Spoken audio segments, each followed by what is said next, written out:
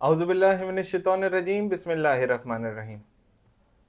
میں موجود ہوں جناب سید خرم عباس نقوی صاحب کے ساتھ، جو کہ جیم سٹون ہیلنگ کے ایکسپرٹ ہیں، جیمولوجسٹ ہیں، نیومرولوجسٹ ہیں، اور اس کے علاوہ بہت سے انہوں نے کالمز وغیرہ بھی لکھے ہوئے ہیں۔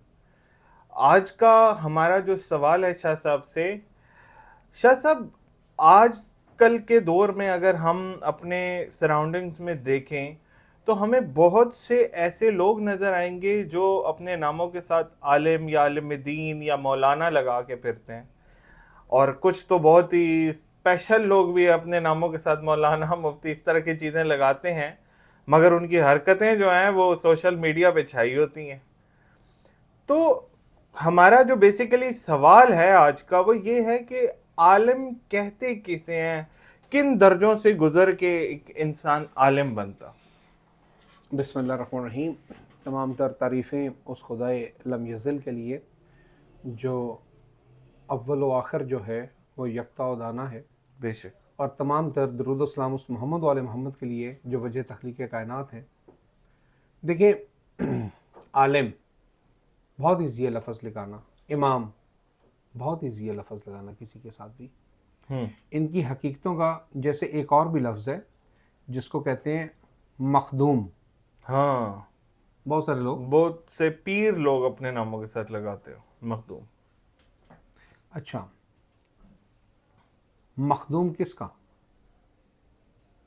عالم کن کا؟ اگر مولا علی علیہ السلام کے پاس جائیں تو آپ سے کسی نے پوچھا جب کہ مولا عالم کون ہے، تو مولا نے ایک فقرے میں اس کا جواب دیا تھا، جو کبھی جاہل نہ رہا ہو۔ سبحان اللہ۔ اور جاہل کون نہیں ہے؟ ایک شخص اگر ایک چیز کو جانتا ہے دوسری چیز کے بارے میں جاہل ہے۔ گوشت کاٹنے والا موٹر سائیکل نہیں ٹھیک کر سکتا، بالکل موٹر سائیکل ٹھیک کرنے والا کپڑے نہیں سی سکتا، ایسا ہی ہے۔ کپڑے سینے والا جو ہے وہ نائی نہیں بن سکتا، بال کاٹنے والا جو ہے وہ کفن نہیں بنا سکتا۔ ہاں بالکل ایسے ہی بالکل۔ ہر شخص کسی ایک چیز کے بارے میں تھوڑا بہت جانتا ہے، باقی اس چیز کے بارے میں اور باقی تمام چیزوں کے بارے میں وہ جاہل ہے۔ یہاں تک کہ دین کے بارے میں بھی مولوی قیاس کرتے ہیں کہ ذرا شیطانی فعل ہے دین کے اندر، قیاس تو الاؤڈ ہی نہیں۔ الاؤڈ ہی نہیں ہے۔ تو مولا سے جب پوچھا گیا کہ مولا عالم کون ہے، تو آپ نے فرمایا جو کبھی جاہل نہ رہا ہو، جو کبھی جاہل نہ رہا ہو، جو کبھی جاہل نہ رہا ہو۔ اس سے کیا مراد لیں گے آپ؟ بندہ خدا نہ اب جاہل رہا ہو، نہ بچپنے میں جاہل رہا ہو، نہ ماں کے شکم میں جاہل رہا ہو، نہ عالم ارواح میں جاہل رہا ہو، نہ عالم ذر میں جاہل رہا ہو، بلکہ جب سجدہ ساری کائنات سے کروایا جا رہا ہو تو اس کو علیین گنا جا رہا ہو۔ سبحان اللہ سبحان اللہ۔ اس کے علاوہ تو پھر عالم کوئی ہو ہی نہیں سکتا۔ اسی لیے مولا سے جب پوچھا گیا، پھر سوال کیا گیا کہ مولا عالم کون ہے، تو مولا نے فرمایا جس سے جس وقت جس حالت میں جس زبان میں جو مرضی سوال کرو فوراً جواب دے۔ کیا بات ہے، سبحان اللہ۔ اسی ڈیفینیشن پر باتیں، جس سے جس وقت جس حالت میں، حالت کیا؟ سو بھی رہا ہے، سوال کرو جواب دے۔ کیا بات ہے، جس کا سونا بھی عبادت ہو، ایسا ہی ہے۔ بے شک۔ ابھی نیند سے اٹھاؤ، ابھی جناب کسی محفل میں بات کوئی اور ہی چل رہی ہے اور اس سے سوال کر دیا جائے۔ مولا علی علیہ السلام جب جنگ میں ہوتے تھے کوئی ان سے سوال کرتے تھے، جنگ روک کے اس کے سوال کا پہلے جواب دیا کرتے تھے۔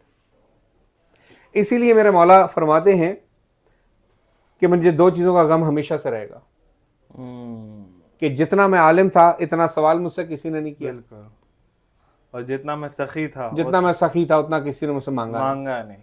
اللہ ایسے ہی۔ اللہ۔ اب مولا سے پھر پوچھا گیا کہ مولا عالم کون ہے، مولا عالم کون ہے، تو مولا نے فرمایا عالم کائنات میں فقط ہم 14 ہیں، جو ہماری پہچان کروائے وہ طالب علم ہے، اس کے علاوہ باقی سب کوٹ کباڑ ہے، یعنی جو ان کی پہچان کروائے۔ اب دیکھیں حدیث شریف ہے، علم حاصل کرو ماں کی گود سے گور تک، یعنی پیدا ہونے کے بعد سے لے کر قبر تک مرتے دم تک علم حاصل کرو۔ علم ہی حاصل کر رہا ہے تو جو علم حاصل کر رہا ہو وہ عالم ہوتا ہے یا طالب علم ہوتا ہے؟ طالب علم ہوتا۔ تو عالم کب بنے یہ؟ کبھی بھی نہیں. ایسا ہی ہے. اسی لیے جب وہ روایت آئی نا العلماء الورثۃ الانبیاء ہاں کہ علماء انبیاء کے وارث ہیں, ہیں. تو کیا یہ سڑک چھاپ یا ایک مدرسوں میں پڑھا ہوا عالم جو ہے وہ انبیاء کا وارث ہو گیا؟ استغفر اللہ. معصوموں کا وارث کیا یہ شخص ہو سکتا ہے؟ ٹھیک ہے. اور چند یہودی جو تھے وہ خلیفہ دوم حضرت عمر کے دربار میں آئے اور وہاں پر آ کر انہوں نے یہ کہا کہ اے عمر کیا تمہارا دین ایک سچا دین ہے؟ کہا بلا شبہ. کہا کیا تمہارا رسول جو ہے وہ ایک سچا رسول ہے؟ کہا بالکل وہ سچا رسول تھا. تو انہوں نے کہا کہ انہوں نے ایک حدیث شریف فرمائی ہے کہ میری امت کے علماء بنی اسرائیل کے انبیاء سے افضل ہیں. کیا یہ سچ ہے یہ جھوٹ ہے؟ اس نے کہا بالکل یہ سچ ہے. اس نے کہا کہاں ہیں تیرے علماء؟ انہوں نے جب پوچھا عمر سے کہ کہاں ہیں تیرے علماء تو اس نے دربار میں بیٹھے ہوئے درباری مولاؤں کی طرف اشارہ کیا کہ یہ علماء ہیں تو ان سے. تو یہودیوں نے یہ کہا کہ یہ تیری امت کے علماء ہیں؟ اس نے کہا جی. تو اس نے کہا کہ یہ انبیاء سے افضل ہیں؟ ان کا جی بالکل انبیاء سے ہماری بنی اسرائیل کے انبیاء سے افضل ہیں. تو انہوں نے کہا کہ ہمارے انبیاء جو ہیں وہ مردے زندہ کیا کرتے تھے, اپنے ان علماء سے کوئی افضل نہیں مردہ زندہ کر کے دکھائیں. سبحان اللہ. اب وہاں سب کے سب گم ہو گئے کہ ہم مردہ کیسے زندہ کریں.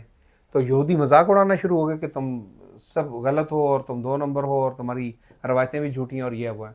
تو جناب سلیمان فارسی وہاں پر بیٹھے ہوئے انہوں نے کہا کہ آؤ جن علماء کے بارے میں بات ہو رہی ہے تو میں ان کے پاس لے چلوں, جن کے بارے میں حدیث کہی گئی, جن کے بارے میں یہ حدیث کہی گئی ہے.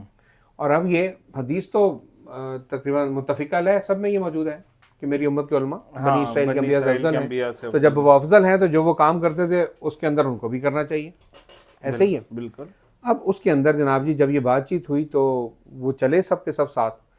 تو ایک جگہ دیکھا کہ مولا علی علیہ السلام کنواں کھود رہے تھے, تو آپ وہاں پر رک گئے اور آپ نے یہ کہا کہ یا علی دین پر مشکل بنائی ہے تو کچھ جواب دیجیے. مولا علی علیہ السلام باہر آئے اور کہا کیا مسئلہ ہے؟ تو انہوں نے یہ کہا کہ انہوں نے یہ سوال ان کا کیا سوال ہے تمہارا؟ کہا کہ کیا رسول خدا کی یہ سچی حدیث ہے کہ میری امت کے علماء بنی اسرائیل کے انبیاء سے افضل ہیں؟ کہا بلا شبہ سچ ہے, بلا شبہ سچ ہے. تو اس نے یہ کہا کہ انہوں نے یہ کہا کہ آپ مردہ زندہ کر کے دکھائیں. تو پاس یہ قبر کے اوپر مولانا علیہ السلام نے ٹھوکر ماری اور کہا کم باذن اللہ, اٹھ اللہ کے حکم سے. اور فوراً قبر پھٹی اور اس کے اندر سے مردہ نکل آیا اور اس نے یہ کہا کہ میں فلاں نبی کی اولاد میں سے اور فلاں دور سے یہاں پر سویا ہوں, آج آپ نے مجھے جگایا اور میں آپ کی ولایت کا اقرار کرتا ہوں. سبحان اللہ. اور وہ آپ نے کہا پھر سو جاؤ, وہ پھر سو گیا. ٹھیک ہے.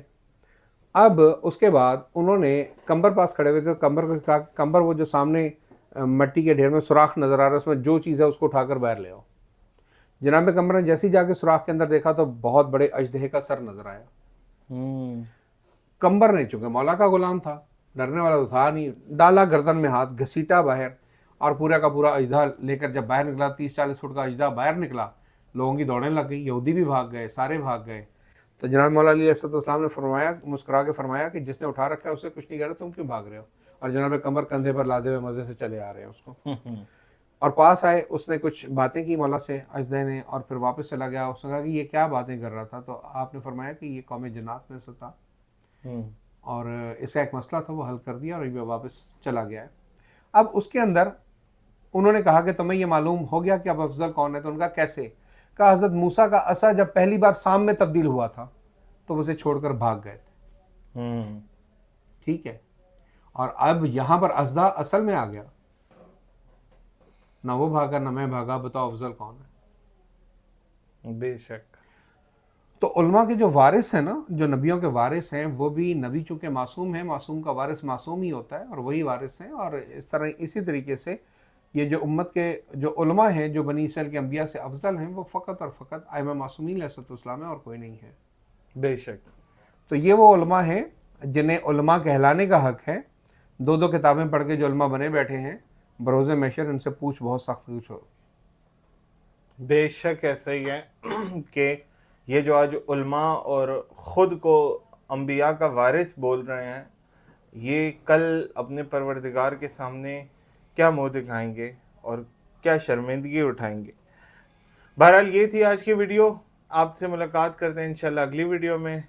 تب تک اپنا بہت خیال رکھیے گا. السلام علیکم ورحمۃ اللہ.